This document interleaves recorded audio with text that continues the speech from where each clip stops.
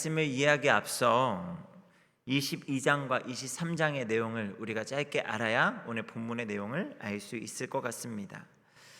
북이스라엘의 악한 왕, 대표적인 왕이 누가 있죠? 바로 아합 왕이 있습니다. 이 아합 왕의 딸 아달랴가 남유다의 5번째 왕이었던 여호람과 결혼을 하게 됩니다. 이후 이 여호람이 죽게 되고요.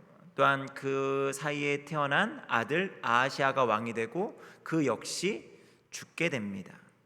그렇게 죽고 나자 이렇게 뭔가 그 다음 그 대를 이어가야 되는데 그 시기에 조금 애매한 상황이 되어서 이 아달랴가 유다의 실권을 장악하게 됩니다.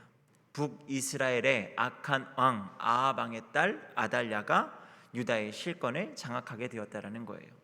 여러분, 그 아달랴가 유다의 실권을 장악하게 되었다라고 한다면 나라 꼴이 어떻게 될까요?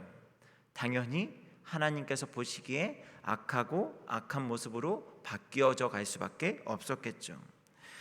어찌됐든 북이스라엘의 공주였던 아달랴였기 때문에 남유다의 씨를 말려버려서 내가 원래 태어난 북이스라엘에 무언가 조금 더 공헌을 하고 북이스라엘이 이 유다까지 다 점령할 수 있는 계기를 마련하자라는 어떤 생각에서인지 유다의 모든 씨를 말려버리려 했다라고 성경은 기록하면서 그 모든 살아있는 유다 왕족의 남자들을 다 죽이게 됩니다. 이때 제사장이었던 여호야다가 당시 아기였던 요아스를 살려내게 돼요. 그리고 그를 하나님의 전에 숨겨서 키우게 됩니다. 아달랴의 통치 6년 동안 아하시아도 그렇고 여호야다도 그렇고 요아스도 그렇고 그렇게 숨죽여서 때를 기다리고 있었어요. 그렇다가 이젠 아달랴 제7년에 드디어 기회를 보아서 유다를 죄악으로 내몰았던 아달랴를 여호야다가 처단하게 됩니다. 그렇게 해서 아달랴가 죽게 되고 요아스가 다시 왕 위에 올라가게 돼요. 그런데 문제는 이 요아스가 왕위에 오를 때의 나이가 7살밖에 되지 않았다라고 성경은 기록합니다. 7살밖에 되지 않은 아이가 왕위에 올랐을 때 무엇을 할 수 있었겠습니까? 그런데 참 다행인 것은 그 요아스가 왕위에 올랐을 때에 그 나라의 중심, 핵심 권력이 누구에게 있었는가 하면 다행히도 제사장 여호야다에게 있었다라는 거예요. 여호야다는 그래도 하나님 보시기에 정말 정직한 사람이었고 하나님을 경외하는 사람이었습니다. 그래서 이 여호야다를 중심으로 신앙의 개혁이 남유다 가운데 이루어지고요. 아달랴 통치 또 이전에 여호람 해가지고 계속적으로 이어왔던 유다의 모든 우상 숭배와 죄악들을 타파하고 신앙의 개혁이 그렇게 여호야다가 살아있는 동안에 이루어지게 돼요. 그래서 성경은 모든 백성이 즐거워하고 성중이 평온했다라는 짧은 그 글귀 하나로 당시 유다 상황이 하나님께서 보시기에 얼마나 괜찮았는지를 우리에게 알려주고 있습니다. 그리고 역대 24장 2절에 보면 영적인 지도자였던 제사장 여호야다가 요아스와 함께 할 때에 이 어린 왕 7살의 왕위에 올랐던 요아스가 하나님 앞에 정직하게 행했다라는 것을 또한 우리는 알 수가 있습니다. 그런데 문제가 또 생겨요. 어떤 문제가 생기냐면 요아스를 신앙으로 잘 이끌어 주었던 여호야다가 죽게 되었다라는 거예요. 제사장 여호야다가 죽자마자 요아스는 영적인 분별력을 잃어버리게 됩니다. 그래서 여호야다의 개혁 정책에 불만을 가졌던 기득권을 가지고 있었던 다른 방백들, 다른 귀족 세력들이 왕을 부추기고요. 그 가운데 유다가 이전에 죄악된 모습으로 돌아가게 되었다라고 성경은 기록을 하고 있어요. 그래서 자신이 직접 수리하고 깨끗하게 했던 성전을 버려두고 다시 아세라 목상과 우상을 섬기게 되었다라고 성경은 기록하고 있습니다. 그나마 다행인 것은 하나님께서 그들에게 은혜를 베푸셨고 또 그 가운데 요아스와 함께 지냈던 여호야다의 아들 스가랴에게 하나님의 영이 임하게 되고요, 그를 감동시키셔서 친분이 두터웠던 요아스에게 보내게 되죠.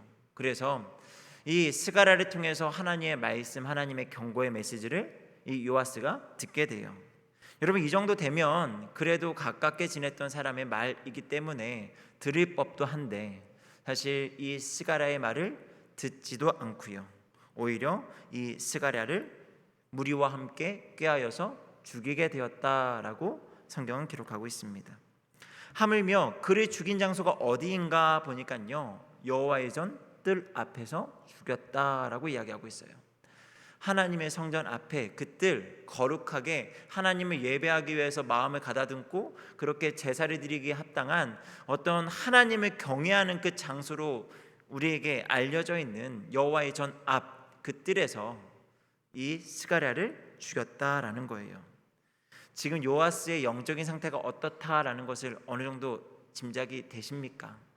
하나님의 전 앞에서 하나님을 경외하기는커녕 하나님의 전 앞에서 스가랴를, 하나님의 영에 감동이 되어서 경고의 메시지를 전했던 이 스가랴를 죽였다라는 것을 보면, 이 요아스는 더 이상 하나님을 두려워하지 않고요, 죄의 노예가 되어서 행동하고 있다라는 것을 우리는 알 수가 있습니다. 게다가 스가랴가 누구입니까? 사실 자신을 살려주고 키워주고 그렇게 왕에 오르게 한 여호야다의 아들입니다. 사실 7살 때에 이미 그 이전에 죽었어야 되는 요아스 아니었습니까? 그런데 여호야다가 그의 목숨을 살려주고 키워주고, 아마도 여호야다의 집에서, 성전에서 함께 지내고 자라면서 누구보다 가깝게 지냈을 그 스가랴를 죽였다라는 것을 보면, 그에게 인정마저도 사라진 그런 패역한 모습이 소개되어지고 있다라는 거예요. 오늘 이러한 말씀의 이야기 앞에 오늘 짧게 두 가지의 교훈을 함께 나누기 원합니다. 먼저는요, 우리가 듣지 말아야 할 조언과 들어야 할 조언을 분별할 수 있는 지혜를 달라고 기도하는 이 밤이 되기를 소망합니다. 17절 이하의 말씀에 보면 유다 방백들이 요아스를 찾아오게 되죠. 특별히 찾아와서 왕에게 절을 했다라는 표현이 나오는데, 이것은 충성을 다하겠다라는 말이기도 하고요, 그 왕을 높여주면서 왕에게 환심을 사는 표현이기도 합니다. 그러면서 온갖 아첨과 듣기 좋은 말들을 했겠죠. 그리고 결정적으로 그들이 무슨 말을 했는지 이어지는 결과를 통해서 우리가 알 수 있는데요, 18절의 말씀을 같이 한번 읽도록 하겠습니다. 18절입니다. 시작. 그의 조상들의 하나님 여호와의 전을 버리고 아세라 목상과 우상을 섬겼으므로 그 죄로 말미암아 진노가 유다와 예루살렘에 임하니라. 지금 18절 바로 앞에 17절 마지막은 어떻게 끝이 나고 있죠? 그들의 말을 듣고 하면서 지금 18절의 행동이 이어지고 있어요. 다시 말해서 유다의 반백들이 와서 요아스의 마음에 우리가 우상을 숨기는 것, 우상을 따라가자라고 권했던 것 같습니다. 이 세상에서 더 행복하게 해줄 거라 착각하는 우상을 믿어보자고 권하는 그들의 말에 요아스가 마음을 빼앗겨 버린 것입니다. 그래도 하나님께서는요, 요아스와 유다를 향해서 다시 한번 기회를 주시죠. 그래서 선지자를 보내셔서 돌아오게 하시려는데 도대체가 하나님의 말씀을 듣지를 않습니다. 경고의 메시지를 듣는 채도 하지 않는다는 거예요. 그저 듣고 싶은 유다 방백의 말들, 그들의 말만 듣고 악으로 치닫는 요아스와 그로 인해 유다의 모습이 그러하다라는 것을 우리는 보게 되죠. 이후에 하나님의 영이 제사장 여호와의 아들 스가랴에게 임하여서 한 번 더 기회를 주었죠. 하지만 그의 말을 듣기는커녕 아까 말씀드렸던 것처럼 그를 죽이기까지 하는 그런 모습을 보여주고 있습니다. 오늘 요아스가 죄악된 모습으로 돌아가는 모습과 관련해서 비슷했던 모습을 우리는 유다 역사 얼마 전에 알 수 있죠. 바로 솔로몬의 아들 르호보암이 젊은 조언자들의 충고를 듣고 그렇게 강경하게 통치하다, 악한 선택을 하고 그렇게 나라를 두 개로 쪼개어지게 하는 결정적인 일을 하게 했다라는 것을 우리는 알고 있습니다. 르호보암에게도 분명 솔로몬을 섬겼던 지혜로운 신하들이 있었습니다. 지혜로운 신하들은 그들의 말을 잘 들어주고 그들을 달래주고 그들을 위로해주고 우리가 그들을 함께 품어서 잘 하나된 나라로 세워봅시다 라고 지혜로운 말을 해주었음에도 불구하고 그 말을 듣지 않고 오히려 그들을 더 강하게 채찍질하고 그들을 더 힘겹게 하고 먹을 것을 더 주지 않고 하면서 힘들게 하자라는 그 젊은 사람들의 이야기를 듣고 악으로 치달았다라는 거죠. 르호보암도 마찬가지로 자기가 듣고 싶은 소리, 듣기 좋은 소리에 귀를 기울였다라는 거예요. 어떤 소리가 정말 지혜로운 소리인지 분별하는 지혜가 없었습니다. 여러분은 오늘 이 시간 이 예배당에 오기 전까지 어떤 소리에 귀를 기울이고 계셨습니까? 여러분의 마음에 강하게 치고 여러분의 삶을 이끌어가는 말은 무엇입니까? 혹 이런 소리들에 여러분의 마음을 빼앗기고 계시진 않습니까? 혹시 자녀를 키우고 계시는 분들이라면 좋은 학원에 보내서 우리 아이들이 잘 배우고 잘 커야 돼, 이렇게 키워야 되고 이렇게 해야 돼 라고 하면서 자녀 양육에 대해서 하나님께서 분명 하나님의 말씀으로 하나님의 교훈 앞에 바르게 서는 자녀들을 키우라고 우리에게 말씀하셨음에도 불구하고 우리는 세상의 소리에 귀를 기울이고 있지 않은지 한번 돌아봐야 하겠죠.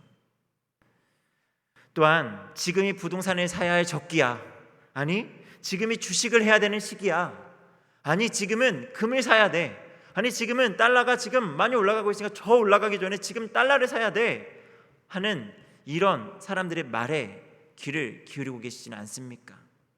하나님께서는 분명 우리의 보물을 하늘에 쌓아두라, 하나님께 우리의 모든 것을 맡겨드리라 라고 이야기하심에도 불구하고 우리는 세상의 소리를 듣고 그렇게 우리의 마음을 빼앗겨 그 소리들에 귀를 기울이고 있진 않은지 한번 돌아보아야 한다라는 거죠. 여러분, 우리 주변에 수많은 소리들이 들립니다. 자녀들에 대해서, 아니면 경제적인 부분들, 아니면 정치, 나라의 어떤 여러 가지 일들에 대해서 우리의 귀에 수많은 이야기들이 들려요. 여러분, 그 이야기들을 어떻게 분별하고 계십니까? 무엇이 정말 내가 따라가야 하는 소리인지 여러분들은 분별하는 지혜를 가지고 계신가요? 바라기는 요아스나 르호보암처럼 사람의 말에 휘둘리지 않기를 바랍니다. 내가 듣고 싶은 이야기에 마음을 빼앗기지 않기를 소망합니다. 오직 하나님의 말씀을 우리의 삶의 기준 삼아 분별할 수 있는 지혜를 하나님 안에서 얻기를 바라고요. 그 지혜를 가지고 우리가 반드시 들어야 되는 소리를 분별하여서 그렇게 이 세상을 잘 살아내는 저 여러분 되기를 소망합니다. 두 번째로 나눌 것은요, 우리 주변에 여호야다와 같이 하나님 앞에 바로 서서 바른 말, 하나님의 말씀에 들려줄 수 있는 조언자가 있게 해달라고 기도하는 이 시간 되기를 소망합니다. 여러분, 요아스의 어떤 일대기 가운데, 요아스의 인생 가운데 문제가 발생하는 시점이 언제인가요? 문제가 발생하는 시점이요, 우리 17절 앞에, 가장 앞에 어떻게 시작을 하죠? 여호야다가 죽은 후에. 이 17절 앞에까지는요, 요아스의 인생은요 하나님과 함께하는 핑크빛 인생이었습니다. 복이 가득한, 정말 마르지 않는 샘이 있는 그런 복된 인생이었다고요. 여호야다와 함께 하나님을 경외하며 하나님을 따라갈 때예요. 그런데 여호야다가 죽은 후에 요아스의 인생에 문제가, 풍파가 들이닥치기 시작했다라는 거죠. 말씀의 조언자, 신앙의 조언자였던 여호야다가 죽고 나니 요아스의 인생은 큰 문제에 빠지게 된 것입니다. 여러분, 나라를 보고 교회 안팎에서 우리가 둘러보면 요즘 계속적으로 우려의 소리가 나오는 것이 이 말이에요. 어른이 없다라는 말입니다. 이 이야기를요, 정제게 수많은 교회들에서 제가 들었던 것 같아요. 어른이 없어. 정말 누구의 말을 믿고 따라가야 될지 어른이 없다라는 말을 저는 참 오래전부터 들어왔던 것 같습니다. 인생의 충분한 경험을 가지고 지혜로운 말을 해줄 만한 어른이 없다라는 것이 아마 오늘의 시대의 가장 큰 문제가 아닐까요? 저는 지금 청년부를 함께 지도하고 있습니다. 저하고는 또 다른 세대를 살아온 청년들과 지내면서 청년들과 이야기 나눌 때 제가 가장 많이 소환하는 게 라떼예요. 나 때는 이렇게 했어. 나 때는 이렇게 했어 라는 이야기를 하면 청년들이 목사님 때는 그랬군요. 아니 근데 나도 이런 이야기 선배들한테 들었고 그땐 더 했어 라고 이야기하면 상상을 잘 못하고 그냥 라떼는 라떼에 그치고 우리는 우리예요 라고 이야기하는 것들을 종종 듣기도 합니다. 그렇게 라떼를 소환하면요, 청년들이 듣기에는 때로는 꼰대와 같이 보일 수도 있을 것 같아요. 그래서 참 내가 이야기하는 것들이 이게 와닿지 않을 수도 있겠구나. 때로는 벽이 있어서 그 이야기가 참 거북하게 들려질 수도 있겠다라는 생각이 들어요. 그래서 종종 하나님 앞에 기도하면서 하나님 제 스타일을 조금 바꿔야 되겠습니다. 아니 바꿔야 될 것 같아요 하면서 조금 바꾸려고 노력도 해보고요. 그렇게 마음을 먹기도 합니다. 그런데 그럼에도 기도하면서 여전히 제 안에 포기할 수 없는 것들이 있어요. 그게 뭐냐면 그래도 청년들에게 어느 정도의 꼰대는 되자라는 거예요. 꼰대가 분명 이렇게 부담스럽고 불편할 수 있는데 그래도 해줘야 되는 말들은 해주고 또 들려줘야 되는 이야기들은 들려주는 사람이 되자라는 것이 제가 포기하지 못하는 생각입니다. 저 역시 신앙의 선배들에게 배웠던 것들이 있거든요. 아마 그 배웠던 것들, 그분들이 소환했던 라떼 이야기들 때문에 아마도 선배들처럼 하면 나도 이렇게 할 수 있겠지라는 것들 때문에 제가 지금껏 버텨왔던 것도 있고 그렇게 잘 훈련되어진 것들도 있거든요. 그래서 우리 청년들, 신앙의 후배들, 믿음의 후배들에게 그런 것들을 꼭 나눠주고 싶어 하는 그런 마음을 놓치지 말아야겠다라는 생각이 제 안에 있다라는 겁니다. 믿음의 성도 여러분, 내 옆에서 나를 위해서 하나님의 말씀을 통해 권면하고 진실된 말을 해줄 수 있는 사람이 있는 것이 얼마나 큰 감사인지를 깨달을 수 있는 이 시간 되기를 바랍니다. 그리고 그들과 가까이 할 수 있기를 바랍니다. 그들이 때로는 목회자일 수도 있고요, 때로는 교사들일 수도 있어요, 때로는 구역장일 수도 있고요, 때로는 신앙의 선배들일 수 있습니다.